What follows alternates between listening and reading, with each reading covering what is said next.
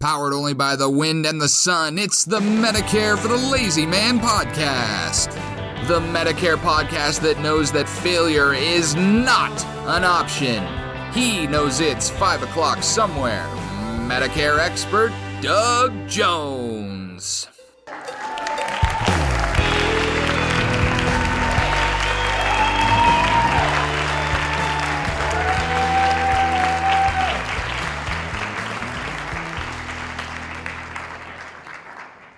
Hello, everybody. Welcome to the Medicare for the Lazy Man podcast. This is one of the very few podcasts you can count on to lead the way from Obamacare into Medicare. And by golly, I'm pretty proud of the fact that we have saved a lot of people from the risks involved in poor choices in Medicare enrollment. I am Doug Jones, your Medicare expert. You probably heard my Canadian nephew, Drew McMillan, CPA, actually CPA-CA, because you got to indicate that it's the Canadian version of the CPA. He is the Randy is saying hi to Drew McMillan, wants to let him know that we appreciate his work.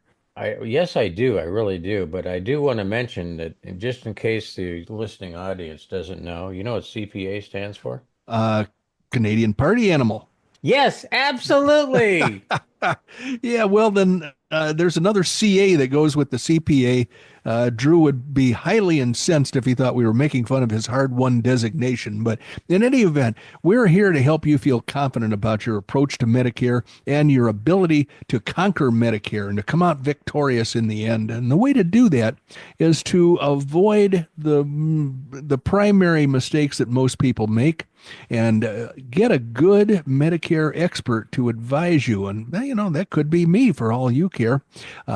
If you purchase my book, Medicare for the Lazy Man 2025, you're going to find a very cogent explanation of my advice to you, the Medicare eligible participant. And when you follow my advice, you will be on a path that's going to be nothing but, it's going to produce nothing but a great result for you, because I believe in offering freedom of choice. I believe in helping my clients get the greatest level of insurance protection that it's possible to get at a very reasonable cost. Not free. Good things don't come free. Only Medicare Advantage comes free, and that's not a good thing. If you want the best level of coverage for the rest of your life, it cannot be taken away from you like Medicare Advantage plans can, then you want a Medicare supplement. And there is a way to get a Medicare supplement that will provide excellent protection for you at a really, really reasonable price. So that's what I specialize in doing for people. And if you read the book, Medicare for the Lazy Man 2025, which you may get at Amazon or barnesandnoble.com, then you will know what I know. There is a way to approach Medicare and to enter through the portals of Medicare that will be exceedingly satisfying and will lead to nothing but the finest possible results. So purchase Medicare for the Lazy Man 2025. Look for my contact information within the pages of that book. When you finish reading, contact me. I will help you encounter Medicare and come out the winner every darn time. Speaking of winners, Randy Carson is sitting across the screen from me, and he feels like a winner just being on the planet breathing oxygen on a regular basis. Hello, Randy Carson. How are you doing? Yes, that's absolutely true. I enjoy being here, and I just had to mention that I really like your T-shirt. Oh, what does it say? I didn't look at it when I put it on this morning. It says a day without beer is like, I can't see the bottom of it, is like, just kidding. I have no idea. I love it. Yeah, because there is no such thing as a day without beer in my world. No. And I thought I would point out, just in case you don't, I'm sure you know, but some of the listening audience may not know, you know that beer is contained in several food groups. Well, it's my primary food group. It's at the top of the pyramid. Yes, the food pyramid. Doug has one thing at the top, balanced very carefully on the pinnacle. It teeters. And it's beer. It's beer, and it teeters at the top of my food pyramid. Speaking of important things that could be overlooked, the content curator, a very important member of our staff, is having a birthday today. And she wouldn't want me to tell you which birthday it is, but she wants to let you know that she is celebrating and pretty much taking the day off, as far as I can tell. So Yeah. happy birthday, Well, Mary. happy birthday, Mary. I absolutely hope you have the best one yet. And keep at it. You're doing a wonderful job on the curation. And I think, would it be appropriate if I sent her another box of highlighters? Well, I think she's going to need them because those highlighters Yeah. don't last forever. And when you're doing as much content curation as she does, the highlighters are the first victims in the, Yes. so, but also I want to say that she's the biggest problem she was having this morning is how to figure out how to get her gift, which was an Amazon gift certificate from the daughter, into her Amazon account. So that's probably taking up most of her daytime activities today. That's just way much too technical stuff for your birthday. Pretty much. I understand the frustration involved. Hey, every episode we try to warn people about the dangers of Medicare Advantage plans. I think of Medicare Advantage plans as kind of a criminal operation. I don't want to see any of my friends or clients have fall victim to Medicare Advantage plans, and so I've got a stack of articles that expose the dangers of Medicare Advantage plans. And every episode, I ask Randy to help us out by selecting one of the articles to address. So, would you do your services, please? Absolutely. I have picked one out after much consideration. But before I give you the magic letter, Uh huh. I just want the audience to remember that picking a Medicare Advantage plan to take care of your health needs and insurance needs going forward is like bringing a knife to a gunfight, okay? Yeah, yeah, I would agree because once they've decided to stick it to you, you need professional help to get out of it. You've been trapped and you've been abused many times. Not always, not everybody. And frankly, people that don't ever have any medical problems, don't ever have any problems with their Medicare Advantage plan. They just cruise along. But those who have medical problems, which is the reason you have medical insurance, could be in for trouble. So, Randy, if you Okay, would, are we ready for the magic letter? we are. We use the royal we a lot around here, don't we? We do, we do. It is F like father. F like father. That's an interesting headline. I'm going to cross it out so we don't accidentally address it again. I'm going to go through the stack, and if I remember my alphabet properly, it's going to be right here. Yes, there it is. Okay. A lot of curation on this article. It's got yellow. Let me clamp everything together. Do And they have such a thing on highlighters as like a paint roller? well, I believe that's what's used on this particular article because Oh, okay. it looks to me as though the Three Stooges got in here, and I've seen them painting before, and it looks like that's what the content curator did because every word in the article is highlighted. So it might be an interesting article. Okay, Here's what was the name of the fourth stooge? Real quick. well, there's Shemp Yeah, was number four. that was the fourth shimp. Then there The was fourth stooge. Joe DeRita, who was the last one to survive. He was a big, giant, fat, bald-headed guy who, he was theoretically the replacement Curly in the bunch. And Oh, okay. prior to that, there was a guy who I think also was. Do they call him Curly Joe? Yeah, I think so. You had your basic Three Stooges, and then you had Shemp, and then you had Curly Joe, and then Mo was in there too. Curly, Larry, and Mo. Larry, Curly, and Moe, but Curly had medical problems very early. He had a stroke, and that caused him to have to leave regular movie making. And what happened was they brought him back as a character in a more recent movie, or a short, one of their 15-minute shorts. He was a guy sleeping in a railroad car. You remember the old Pullman cars had like curtains Yeah, that covering the yeah. bunks on each side of the car. And he was a guy, because he was paralyzed from his stroke, so they just stuck his body in this bunk and probably paid him, scale for that day of acting laying Oh, there. cool. That's a good story. Well, So I better let you, I better let you get on with making some money. Sorry to interrupt. I really have more fun talking about the Three Stooges than many other activities connected with this podcast. But let me get back to business here. The headline of the article is CMS proposes new Medicare Advantage audit appeals process. Now, that sounds pretty promising. The government, CMS, the Centers for Medicare and Medicaid Services, proposes a new Medicare Advantage audit appeals process. Sounds like they're going to make things a lot simpler and easier for people like my friend's former business partner who has cancer coursing through him to appeal the vicious treatment he's being given from his Medicare Advantage plan. Let's find out if that's true or not. The government is proposing a standard appeals process for risk adjustment data validation audits in Medicare Advantage. Oh boy, already we're waiting around in the bureaucrat speak.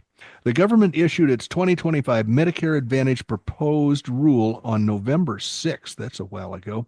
In the rule, the government proposed that Medicare Advantage organizations be able to request a medical record review determination appeal or a payment error calculation appeal, but not both at the same time. Under current rules, appeals move through the medical record and payments error process at the same time, which can result in inconsistent decisions. That's what the government said in its proposed rule. This has the potential to cause burden, confuse Medicare Advantage organizations, and negatively impact the operations and efficiency of the government appeal process. In January, the government said it will strike the fee-for-service adjuster from the risk-adjusted data validation audits, a tool that would have calculated permissible level of payment errors and limited audit recoveries to payment errors above that level. Here's how you know it's working. Humana, one of the big Medicare Advantage carriers, is challenging the new rule in court. So the government agency, CMS, has published these audits of several Medicare Advantage plans this year, including an estimated $117 million in overpayments received by Humana and $25.5 million received by Aetna. Well, that wasn't as exciting as I had hoped it was going to be, Randy. That might have been wrongly curated, and I'm going to stuff it back into the stack of paper that I'm going to print on the backside of, save a half a penny or so, and maybe a whole tree. But that wasn't as rewarding, and I apologize to the listening audience. And it would be poetic justice if we were now going to address depression screenings again, because that was kind of a depressing article. But we did that last episode, so now we're going to enter the world of diabetes. And we're going to find out what happened to dancing lessons, for God's sakes. How do you spell dancing? Because I know they're in there someplace. We ran across it about 3 years ago. We did, and it was spelled D-A-N-C, but now we're past the D-A's and we're in the D-I-A's. So maybe they spell it differently or use different terminology to refer to dancing lessons. Well, it's got to be in there because I know, well, it's kind of like, Weekend at Bernie's, where they're dragging that guy around. Oh yeah, yeah. Okay, this is like Weekend at Fred Astaire's house. They're dragging him around, and so I'm hoping to get some dancing lessons out of this deal. Well, all right, sorry, didn't mean to. I'm just absolutely flabbergasted that there's no dancing lessons. On behalf of all the ladies that you may ever dance with in the future, I'm going to do my best to find whether Medicare is ever going to pay for dancing lessons. But let's tear into diabetes screenings. Part B of Medicare covers blood glucose or blood sugar laboratory test screenings, including the hemoglobin A1C test and other tests with or without carbohydrate challenge. If your doctor or other health care provider determines that you're at risk for developing diabetes, Part B, as in Bravo, covers these screenings if you have any of the following risk factors. One is high blood pressure. Another is history of abnormal cholesterol and triglyceride levels. Another is obesity. And another is a history of high blood sugar. Now, see, that's the only diabetes measurement I was aware of when I was in my early days in the health insurance business. Everybody talked about your blood sugar level. Mine's always been under 100, but people who had diabetes or were at risk were over 100, and that's where doctors would sit up and take notice. But this A1C is a calculation that I have not been able to understand. Nobody's ever explained it to my satisfaction.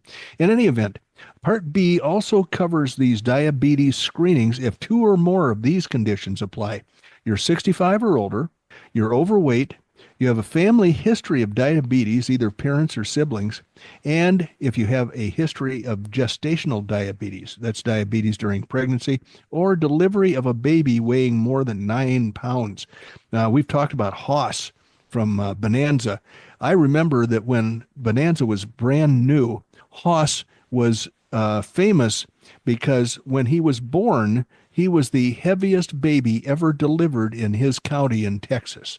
And Randy is flummoxed by that. How could this knowledge have escaped me is what I can see his eyeballs rolling around in his head. I can see a free beer coming my way the next time we are up at the Buffalo Chip. The thing is, somebody's going to ask you to prove it before they cough up a free beer. And I believe what's going to happen is you're not going to have the necessary proof unless you got your phone with you and you can, do an AI search. That's what I would suggest. Doug told me this. Oh, yeah. That's like spending money. Everybody agrees that whenever I say something, it's solid gold confirmation, I'm telling you. So how often can you get these diabetes screenings paid for by Medicare? Well, if you qualify to get the screenings, you can get up to 2 of them each year within 12 months of your most recent screening. You'll pay nothing for these screenings if your healthcare provider is, registered with Medicare, if they accept Medicare. For more information on diabetes screenings, go to medicare.gov/coverage/diabetes-screenings. And since we have the attention of the diabetes crowd, let's go to the next category, which is diabetes self-management training. If you've been diagnosed with diabetes, Part B, as in Bravo, of Medicare covers outpatient diabetes self-management training to help you cope with and manage your disease. The program may include tips for eating healthy and being active, monitoring blood glucose, meaning blood sugar, taking prescription drugs, and reducing risk. Some patients may also be eligible for Medicare or medical nutritional therapy services. Go to the following website. Oh, no, that's in the book here. We'll get to it eventually. That's on page 66, and we're only on page 32. Medicare may cover up to 10 hours of initial training, 1 hour of individual training, and 9 hours of group training. You may also qualify for up to 2 hours of follow-up training each calendar year, and after the year you got your initial training. What are the costs after you meet the Part B, as in boy, deductible, which is $257 this year? You will pay 20% of the Medicare approved amount unless you've got a Medicare supplement plan, in which case you will let your supplement deal with it. It'll either pay that 20% for you or it will credit your 20% to your high deductible plan. Things to know.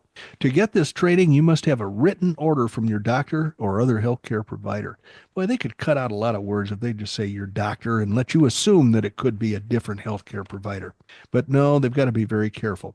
Some exceptions apply. If group sessions aren't available in your area, or if your healthcare provider says that you would benefit more from having individual training sessions. And let's see, if you're in a rural area, you may be able to get diabetes self-management training services from a provider like a registered dietitian virtually through telehealth. Go to a different part of this book. More information. Visit medicare.gov/coverage/diabetes-self-management. No, excuse me. Let me start again.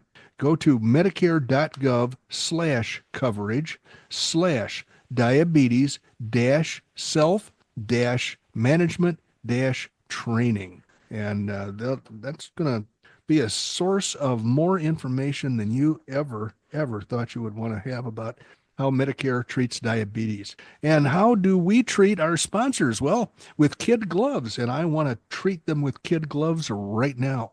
I listened to a podcast episode after it was published the other day, and it turned out I had our little pause for our sponsor to to say whatever he or she wanted to say, and there was dead silence.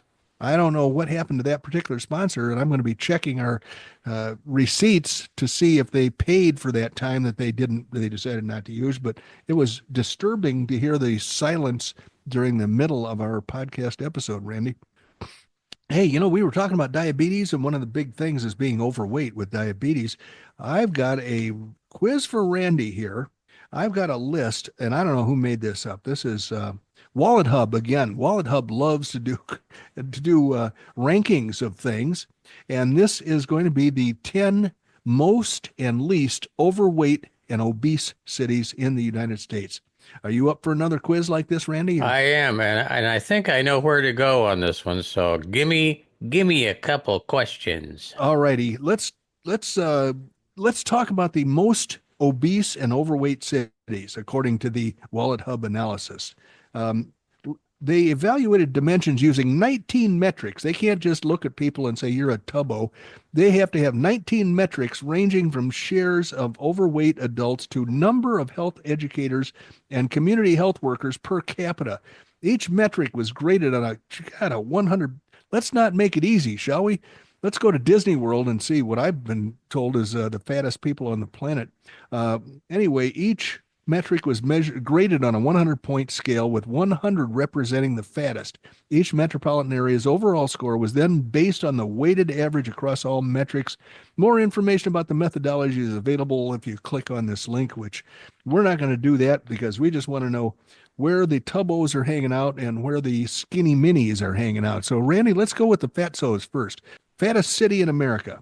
Well, I'm gonna go with the Louisiana.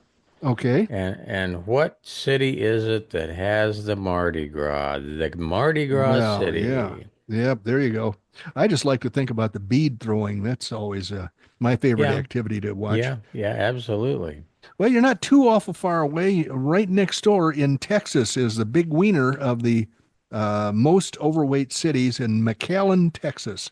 Their score, 84.90. I don't know what that score means exactly, but So what's McAllen close to in terms of Texas? Dallas? Mexico. McAllen is Oh, about as far south as you can get. there's way too many burritos being had down there. Yep, and I'm thinking that those Texans that are lugging around all this weight probably have a heritage that maybe includes South American Indians and the Spanish when they came over hundreds of years ago. I'm guessing that it's not just Americans walking around down there lugging all those burritos around. Number two is a more well-known city, more closer to the center of the country, at Little Rock, Arkansas. And then we got Jackson, Mississippi, Mobile, Knoxville, Tennessee, Shreveport. There's your Louisiana connection right there. I think I get an extra point, even though I didn't hit the city exactly. I got two in the right state. Geez, every state here is a state that we would like to live in just from a weather perspective, because you got Augusta, Georgia, Lafayette, Louisiana, Fayetteville, Arkansas, and Birmingham, Alabama. So those are the tubbiest 10 cities in America. And now we go to the slim and svelte cities.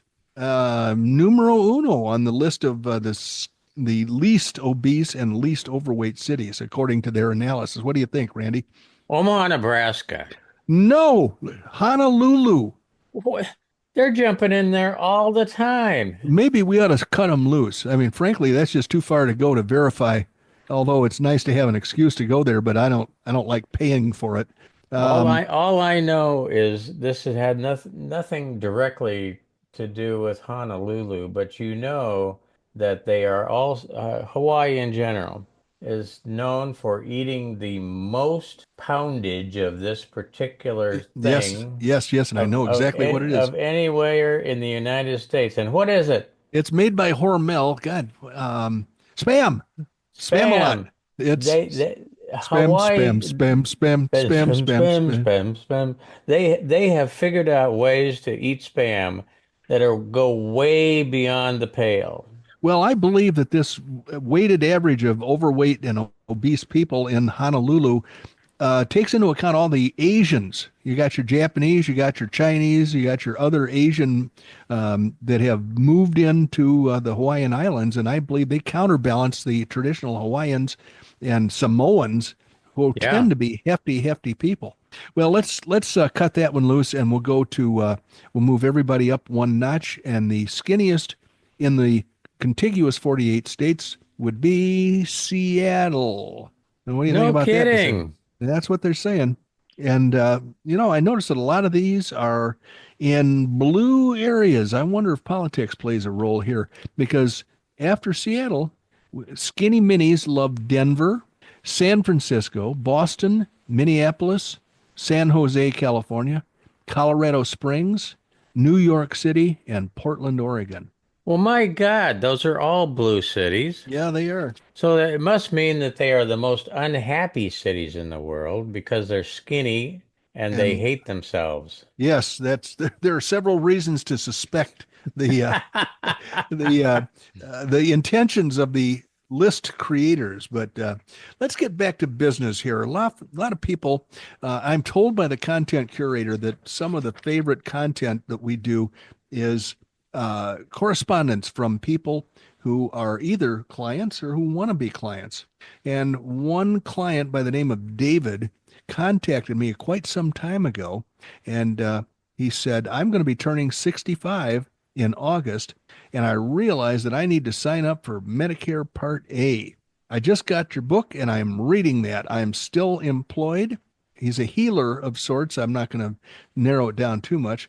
Oh boy, he refers to a question here, and he says, I have insurance through work that is partly paid for by my employer. Should I sign up for Part B or a Part D drug plan at the same time? Thanks, Dave. And so I said, Dave, if you intend to remain actively at work for the foreseeable future, there is no requirement to enroll in any part of Medicare at all. I often recommend enrollment in Part A coincident with turning 65 because it will ease the eventual Part B enrollment, but it is not required until you're preparing to leave your employer plan. I hope you'll contact me when that time arrives. And then he said, thank you for the prompt reply. I will enroll in Part A now and most definitely contact you when I'm ready to do the rest. Thanks much. And then I said, I should have qualified what I stated earlier. What I said is accurate if the employer group has 20 or more employees covered. If there are fewer, then the Medicare enrollment becomes mandatory. If there are any questions about that, your current insurance company or HR types can advise you since you are closer or they are closer to your situation. If your company is smaller, then Part B, if your company is smaller than that, Part B will be essential to acquire at the same time. And he said, thanks much. I'm in a group of 5, and I did inquire. There are over 20 employees. So then we move forward to a much more current date. This is just a few days ago, because all that occurred 4 years ago. And here we are moving 4 years into the future. And he says, hello, Douglas.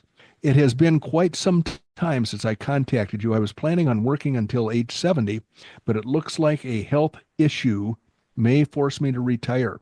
I had prostate cancer treatment about a year ago. Unrelated.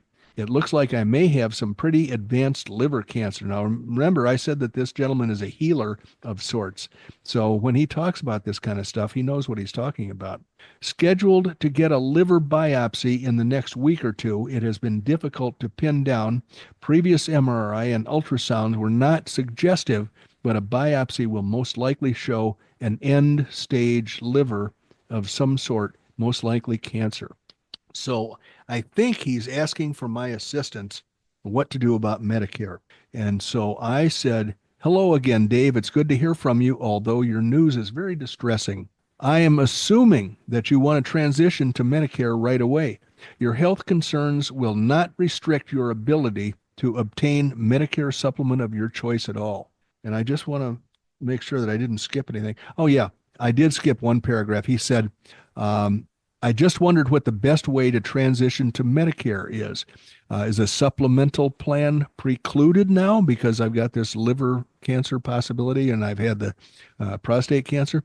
He said, I don't have any idea whether I would be a candidate for a liver transplant or not. It may be that I would need some rather extensive procedures in the future if it was treatable. Just wondering what your recommendation would be. I turned 69 in August. And I said, hello, Dave. It's good to hear from you, although your news is very distressing. I'm assuming that you want to transition to Medicare right away. Your health concerns will not restrict your ability to obtain the Medicare supplement of your choice at all. When you have picked a date for Medicare to start, that's always going to be on the first of any month, you can handle the application online. You'll need a CMS 40B application because he does have Part A already. So you'll need a CMS-40B application and you'll need a CMS-L 564 autographed by an HR type and attesting to the fact that you are covered by the group plan. Even if you plan to wait a while, I thought you might be interested in seeing the price range of the Medicare supplements in my portfolio.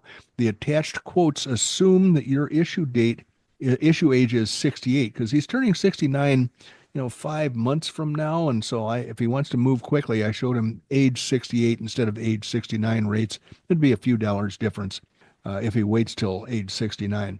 And then where pertinent, I've indicated that you have a spouse, which justifies a generous household discount with at least one of the companies. When you have a specific date in mind, I can recalculate any of this to reflect your current situation more accurately. Generally, the choice is between a rich but expensive Plan G and a more cost-effective, high-deductible Plan G.